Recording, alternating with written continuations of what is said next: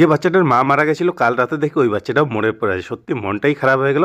আর এখানে দুটো বাচ্চা অনেকটাই বড় হয়ে গেছে, ফুল গ্রোথ হয়ে গেছে, কিন্তু এখনও উঠতে শেখেনি। যাই হোক, একে নিচে ছেড়ে দিলাম যাতে খুঁটে খুঁটে খেতে পারে। এরপর এদের খাবারও দিয়ে দিলাম।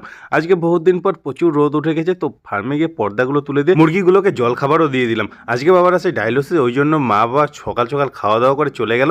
আর আমিও এখন টিফিন করে নিলাম। এখন বস্তাগুলো নিয়ে টোটোর মধ্যে লোড করে ইট আর বালি আনতে চলে গেলাম। সবার আগে তো টোটোর মধ্যে ইটগুলো লোড করে বালির বস্তাগুলো লোড করে এখন ওগুলোকে নিয়ে চলে এলাম ফার্মে। ধুলোবালির কাজ করে কালো জামা প্যান্ট সাদা হয়ে গেছে। তোমরা জানো কয়েকদিন আগে যে দুটো বড় পিগ এনেছিলাম, ওর মধ্যে ফিমেলটার কয়েকদিন থেকে দেখছি পেটটা ফুলে আছে, মনে হচ্ছে এর বাচ্চা হবে। তো ওই জন্য এই দুটোকে আলাদা করে রাখতে হবে যাতে এরা মারামারি না করে। ওই জন্য যে ছোট রুম দুটো আছে ওই দুটোকে স্লোপিং করে এখন এরপরে এটাকে আলাদা করতে হবে। এখন জল দিয়ে ভালোভাবে এদের রুমটাকে ক্লিন করে আমিও বাড়ি এসে স্নান করে নিলাম। মা রান্না করে লেগেছিল ডাল ভাত আর আলু ভাজা, তো ফটাফট একটাও খেয়ে নিলাম। মা বাবা হয়তো কয়েকদিন আসবে না।